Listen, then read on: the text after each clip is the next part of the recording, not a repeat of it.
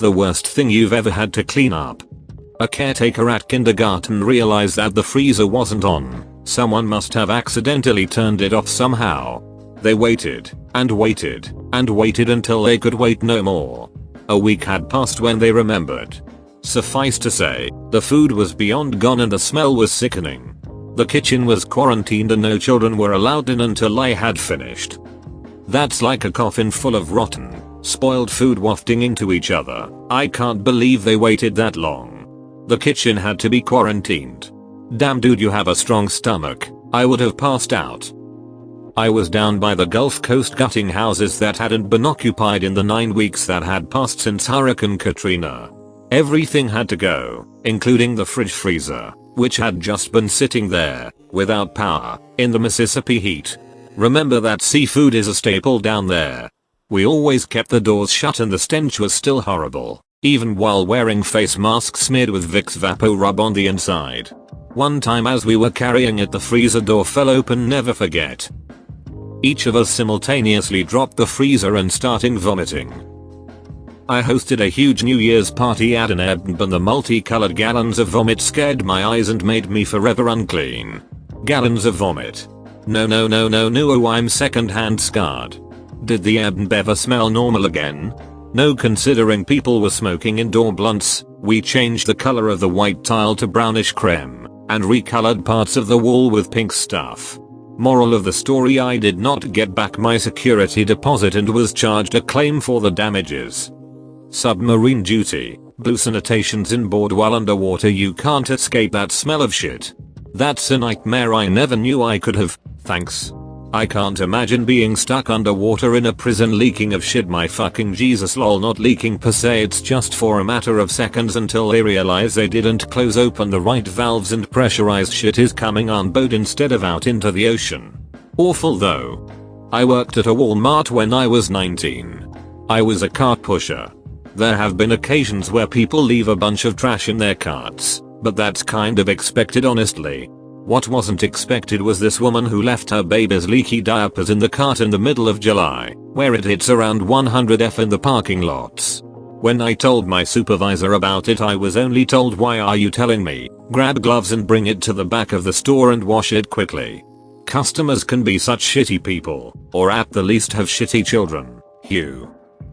Baby puke at Red Robin. The kid was stuffed with the kids menu spaghetti that comes straight out of a bag.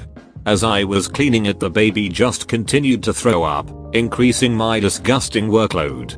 Spaghetti that comes straight out of a bag?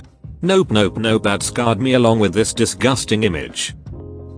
Worked at a Pizza Hut as a teenager. Some guy fished out a poo and put it in the liquid soap dispenser. The worst part was the realization that he couldn't wash his hands after doing this. Diarrhea liquid poop. One of my cats was orphaned at too young of an age, so in order for him to poop I had to rub his belly with a warm washcloth. He often shot liquid poops in my direction, and all over the place had to do the same thing. I fostered a ton of orphan kittens.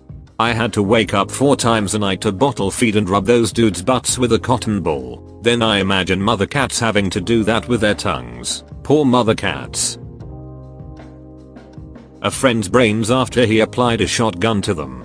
Amidst the stories of vomit and shit, this one caught me off guard. Sorry you had to go through that. Glad you're doing alright. Out of curiosity, is there a reason you opted to clean up his remains instead of letting a hazmat cleanup service do it? Not judging, just curious.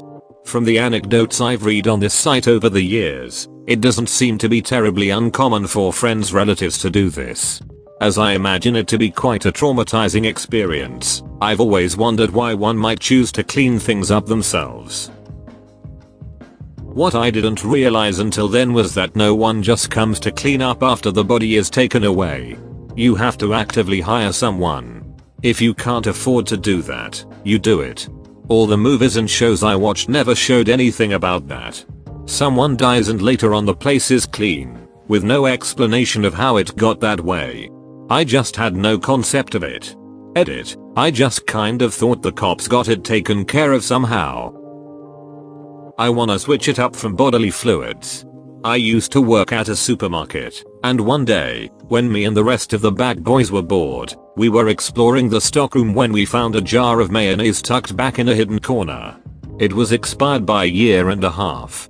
The ingredients had separated so that it looked kinda like a brain floating in a jar of dehydrated urine. I called one of the other guys back, said check this out, and right as he rounded the corner, the jar slipped out of my hands and shattered, spraying him with the mayo. The stench was overwhelming, like what people describe in skunk ape sightings. It's what I imagined the stink bomb from Ed, and Eddie must have smelt like. The guy that got sprayed immediately ran to the bathroom and started vomiting, while the rest of us scattered through the store. I eventually had to come back and mop up the putrid mess with a wet dish rag wrapped around my face.